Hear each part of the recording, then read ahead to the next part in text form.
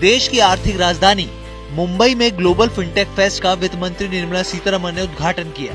अपने उद्घाटन भाषण में वित्त मंत्री ने देश के फिनटेक से लेकर स्टार्टअप्स और खास तौर पर टेक्नोलॉजी की ताकत और चैलेंज पर जोर दिया। The most important aspect of the discussion today, the financial ecosystem. So it's an absolute necessity. The topic also says global collaboration to start with. So in that, technology, I see, is the common tool available for all countries. Some may use it much more effectively, others may use it strategically, some selectively, and some others probably yet to have that milestone reached to make a reckoning difference in using technology to influence the financial ecosystem.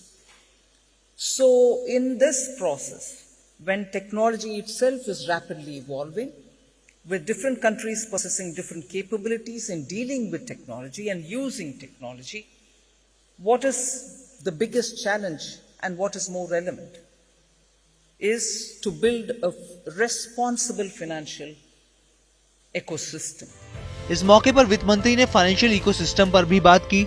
वित्त मंत्री निर्मला सीतारमण ने कहा कि हम जब global financial system की बात करते हैं तो ग्लोबलाइजेशन की तार्किकता पर भी सवाल उठते हैं। इन्हीं का जवाब ढूंढने की जरूरत है। साथ ही उन्होंने फाइनेंशियल सिस्टम में किस तरह से मजबूती लाई जाए, इस पर भी खास जोर दिया।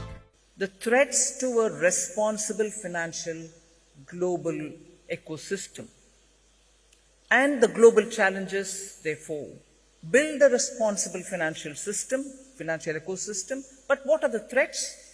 We should be well seized of them. Physical border threats, which are conventional warfare and other things. Cyber threats, you're very adept at understanding it, but the intensity, the unpredictability, and also the depth and access which cyber threats have today. As much as you build firewalls, there are more and more newer ways in which access is being made and threats are being, or attacks are being made. So cyber threats, crypto threat as well as an opportunity. But crypto is also an example that I use later to say how, unless global cooperation works out well, you're not going to be able to have a responsible financial ecosystem which can regulate it as well. UPI Bharat के लिए game changer साबित हुआ है और fintech पर वित्त मंत्री का बयान ऐसे समय में आया है जब देश ने यूपीआई ट्रांजैक्शन में महत्वपूर्ण प्रगति की है। पिछले महीने अगस्त में 1000 करोड़ का आंकड़ा ये पार कर चुका है। जुलाई में यूपीआई ट्रांजैक्शन की संख्या करीब 996 करोड़ थी, जबकि जून में ये 933 करोड़ थी। दुनिया में भारत तीसरा सबसे बड़ा फिनटेक सिस्टम है।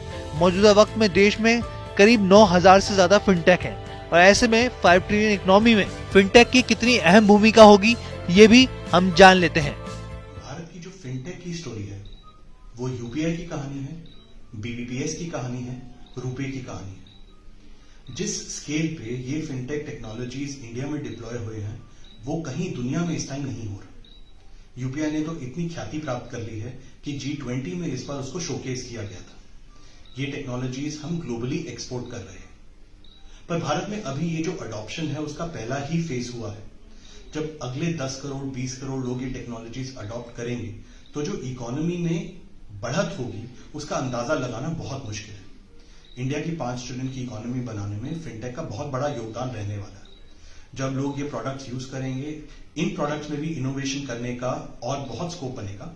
इनके आसपास बहुत सारे कंपनीज, स्टार्टअप्स, एम्प्लॉयमेंट क्रिएट होंगे और बहुत ज्यादा वैल्यू जनरेट होगी और सबसे ज्यादा वैल्यू जनरेट होगी हमारे यूजर्स के लिए जिनको ये अभी सर्विसेज डिलीवर हो रही है। एलिवेशन कैपिटल और मैकिन्से इंडिया की रिपोर्ट बताती है कि वित्त वर्ष 2030 तक fintech industry $70 billion revenue generate करने में सक्षम हो जाएगी। वहीं वैल्यूएशन के हिसाब से देखें तो $400 बिलियन की उम्मीद की जा रही है। वहीं दूसरी ओर भारत का यूपीआई रोजाना नए रिकॉर्ड बना रहा है, जो देश के फाइनेंशियल सिस्टम के ठोस फ्रेमवर्क को दर्शाता है।